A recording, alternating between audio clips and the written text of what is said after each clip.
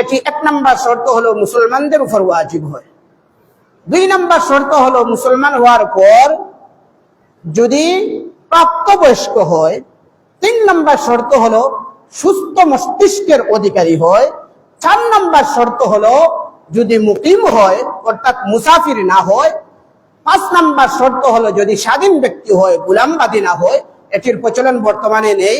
6 নম্বর শর্ত হলো এই শর্তগুলোর সাথে যদি ব্যক্তি নিসাব পরিমাণ মালের মালিক হয় তাহলে তার উপর কুরবানি ওয়াজিব হবে। কি বললাম? 1 নম্বরে মুসলমান হতে হবে কুরবানি ওয়াজিব হওয়ার জন্য। 2 নম্বর শর্ত হলো প্রাপ্তবয়স্কের অধিকারী হতে হবে। নাবালিগ ও প্রাপ্তবয়স্কদের উপর কুরবানি ওয়াজিব হবে না নিসাব পরিমাণ মালের মালিক হলেও। এই জন্য 2 নম্বর শর্ত বললাম প্রাপ্তবয়স্ক হতে হবে। 3 নম্বর শর্ত বললাম সুস্থ মস্তিষ্কের অধিকারী হতে হবে। পাগল ব্যক্তি যদি নিসাব পরিমাণ মালের মালিক হয় তার উপর কুরবানি ওয়াজিব হবে না। এই জন্য 3 নম্বর শর্ত হলো সুস্থ মস্তিষ্কের অধিকারী হতে হবে। 4 নম্বর শর্ত হলো মুকিম হতে হবে, মুসাফিরদের উপর কুরবানি ওয়াজিব নয়। 5 নম্বর শর্ত হলো স্বাধীন ব্যক্তি হবে, গোলামবাদী হলে তার উপর কুরবানি ওয়াজিব নয়। এই 5 শর্ত কারো ক্ষেত্রে যদি পাওয়া যায় সাথে সাথে সেই ব্যক্তি নিসাব পরিমাণ মালের মালিক হয় তাহলে কুরবানি ওয়াজিব হবে। তাহলে নিসাব পরিমাণ মালের মালিক হয়। নিসাব কতটুকু?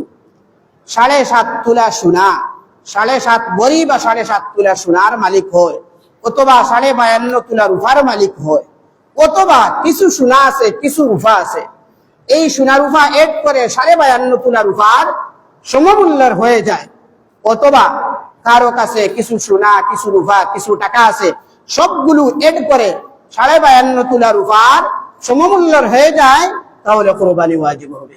অথবা ধরেন কারো কাছে সোনাও নাই রূপাও নাই, শুধুমাত্র টাকা আছে। এই টাকা যদি 52.5 তোলা রূপার দাম যত হয় পরিমাণ মূল্যের টাকা আপনার কাছে আছে, কোন দিন? ঈদুল আজহা মানে জিলহজ মাসের 10, 11, 12 এই 3 দিনের, জিলহজ মাসের 10 তারিখের শুভে সাদিক থেকে নিয়ে 12 তারিখের সূর্যাস্ত পর্যন্ত এই 10, 11, 12 3 দিন এবং রাত্রের ভিতরে আপনি যদি 52.5 তোলা রূপার সমপরিমাণ মালের মালিক হন বা টাকার মালিক হন, যেই মাল এবং টাকা আপনার দৈনন্দিন প্রয়োজনের চেয়ে অতিরিক্ত থাকে তাহলে আপনার উপর কুরবানি ওয়াজিব হবে। 52.5 তোলা রূপার দাম উঠে নামে। বর্তমান বাজারজাত অনুযায়ী আপনি দেখবেন তালাশ করে যা হয় তাই। কেউ বলতেছেন 1,80,000, কেউ 2 লক্ষ, 2.5 লক্ষ। রূপার মধ্যেও বেশ কম আছে। পুরান রূপা নতুন রূপার মধ্যেও দামের মধ্যে তারতম্য আছে।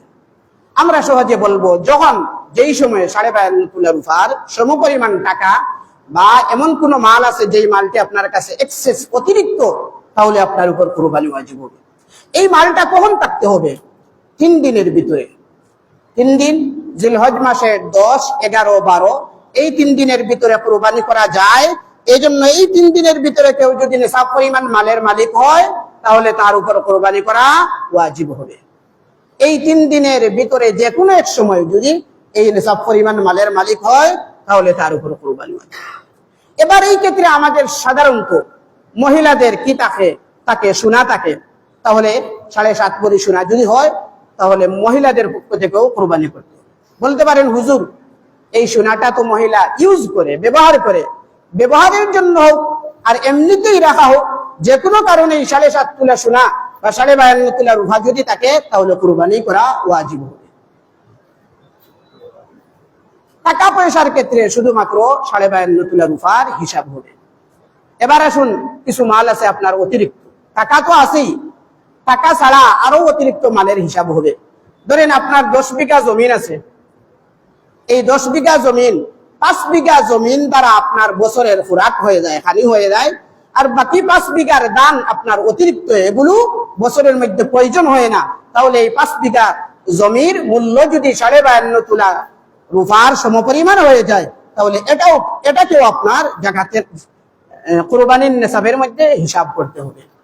ঘরের মধ্যে অনেক কাপড় আছে, অনেক আসবাব আছে, বাসনপত্র যেগুলো প্রয়োজন হয় না অতিরিক্ত রেখে দিয়েছেন, এগুলো অতিরিক্ত গুলো হিসাব করে যদি 52.5 তোলা রূপার সমপরিমাণ মূল্যের হয়ে যায় এটাও আপনার কুরবানির নেশাবের মধ্যে হিসাব করতে হবে। এই জন্য বললাম কুরবানি এবং সাদাকাতুল ফিতির এই নিসাবগুলোর মধ্যে আপনার প্রয়োজনের যে অতিরিক্ত 52.5 তোলা রূপার সমপরিমাণ মাল, যেগুলো আপনার দৈনন্দিন প্রয়োজনের মধ্যে শামিল নয়, এগুলো হিসাব করতে হবে। এই হিসাব আমরা কম বেশ সবাই জানি, অনেকের অনেক টাকা পয়সা আছে, এজন্য কুরবানি দেওয়ার চেষ্টা করবেন। তবে হ্যাঁ, এই নেশাব পরিমাণ মাল ঋণ মুক্ত হতে হবে। ধরেন আপনার কাছে আছে 3 লক্ষ টাকা, 3 লক্ষ টাকা থাকলে কুরবানি ওয়াজিব হয়ে যায়, কিন্তু আপনি ঋণ আছেন 2 লক্ষ টাকা, তাহলে 2 লক্ষ মাইনাস করলে 1 লক্ষ থাকে, 1 লক্ষ দ্বারা কি হয় না, নেশাব হয় না, কুরবানি ওয়াজিব হবে না। কুরবানি ওয়াজিব নয়, কিন্তু কেউ তা সত্ত্বেও যদি কুরবানি দিয়ে দেয় কুরবানি হবে, এটা ভিন্ন কথা, সামনে বলবো। তাহলে নেশাব পরিমাণ মালের মালিক থাকা সত্ত্বেও আপনার ঋণ আছে, ঋণ পরিশোধ করলে যদি অবশিষ্ট মাল নেশাব পরিমাণ সমপরিমাণ হয় না, কুরবানি ওয়াজিব হবে না, কিন্তু নেশাব পরিমাণ সমপরিমাণ হয়, কুরবানি ওয়াজিব হবে। ধরেন 5 লক্ষ টাকার মালিক আপনি, 2 লক্ষ টাকা আপনার ঋণ আছে, 5 লক্ষ থেকে 2 লক্ষ ঋণ পরিশোধ করলে অবশিষ্ট কত লক্ষ থাকে, 3 লক্ষ। এই 3 লক্ষ টাকা থাকলে নেশাব পরিমাণ হয়ে যায়, বিদায় আপনার উপর কুরবানি ওয়াজিব। এই জন্য এটা ডালাও ভাবে বলা যাবে না যে ঋণ থাকলে কুরবানি ওয়াজিব হয় না, এটা স্বাভাবিক ভাবে নয়। এখানে শর্ত আছে, যে টাকা বা জিনিসের মালিক আছেন, এটা দ্বারা যদি ঋণ পরিশোধ করার পরে কি থাকে না, নেশাব পরিমাণ মালের মালিক থাকেন না, তাহলে কুরবানি ওয়াজিব হবে না। আর ঋণ পরিশোধ করার পর যদি নেশাব পরিমাণ মালের মালিক থাকেন, তাহলে কুরবানি ওয়াজিব হবে।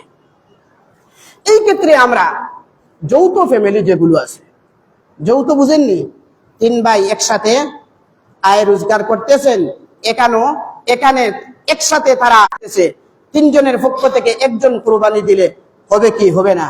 না, এই ক্ষেত্রে দেখতে হবে যে 3 জন রুজি করতেছে, আয় উপার্জন করতেছে, 3 জনের কাছে এমন কিছু টাকা আছে যে 3 জন যদি নেশাব পরিমাণ মালের মালিক হয়, তাহলে 3 ব্যক্তির পক্ষ থেকে কুরবানি করতে হবে। অথবা 3 ভাই উত্তরাধিকার সূত্রে কিছু জমির মালিক হয়েছে, বাড়ির মালিক হয়েছে, গাড়ির মালিক হয়েছে, তাদের মাল এখনো বন্টন করা হয় নাই, যৌথভাবে রয়ে গেছে পিতার ইন্তেকালের পরে। এই মালগুলো যদি দেখা যায় বন্টন করলে প্রত্যেকের ভাগে এমন মাল পড়ে যেই মাল নেশাব পরিমাণ মালের সমপর্যায় হয়ে যায়, তাহলে প্রত্যেকের পক্ষ থেকে কুরবানি করা ওয়াজিব হবে। তাহলে যৌথ ফ্যামিলি হলে দেখতে হবে সবাই যদি নেশাব পরিমাণ মালের মালিক হন, তাহলে প্রত্যেকের পক্ষ থেকে কুরবানি করতে হবে। 1 জন 2 জনের পক্ষ থেকে কুরবানি করলে ওয়াজিব হবে। নেশাব পরিমাণ মালের মালিক কিন্তু সন্তান নাবালিগ কখনো হয়, পিতা মারা গেছেন, সন্তান উত্তরাধিকার সূত্রে মালের মালিক হয়ে গেছে, কিন্তু নেশাব পরিমাণ হওয়া সত্ত্বেও নাবালিগ হওয়ার কারণে তার মাল থেকে কুরবানি করা ওয়াজিব নয়।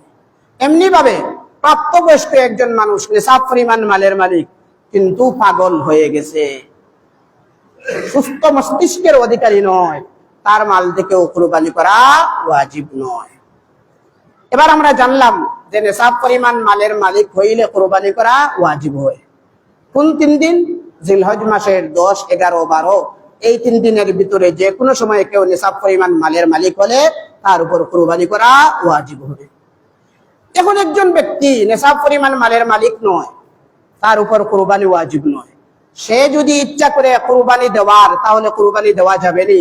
বলে হ্যাঁ যাবে, কোনো অসুবিধা নেই। অনেক গরিব মানুষ আছে নেশাব পরিমাণ মালের মালিক নয়, বা মালিক হইলেও তার ঋণ আছে, ঋণ পরিশোধ করলে আর নেশাব পরিমাণ থাকবে না। অনেক গরিব মানুষ আছে ইচ্ছা করে, শখ করে, আগ্রহের সাথে কুরবানি দেয়, কুরবানি হবে, কোনো অসুবিধা নেই। গরিব মানুষ যার উপর কুরবানি ওয়াজিব নয়, সেও কুরবানি দিলে কুরবানি হবে, এবং কুরবানির যে ফজিলত আর সওয়াব আছে এটাও সে অর্জন করবে, পাবে। এই জন্য গরিব মানুষও কুরবানি দিতে পারেন, যদি আপনার সামর্থ্য থাকে তাহলে স্বেচ্ছায় দিতে পারেন, কোনো অসুবিধা নেই। কুরবানি আমরা কোন কোন জানোয়ার দ্বারা দিব এটা আমরা জানলাম, যে ধনী মানুষও কুরবানি দিতে পারেন, তাদের উপর ওয়াজিব নেশাব পরিমাণ মালের মালিক হইলে। গরিব মানুষ যাদের উপর কুরবানি ওয়াজিব নয়, নেশাব পরিমাণ মালের মালিক নয়, তারা চাইলেও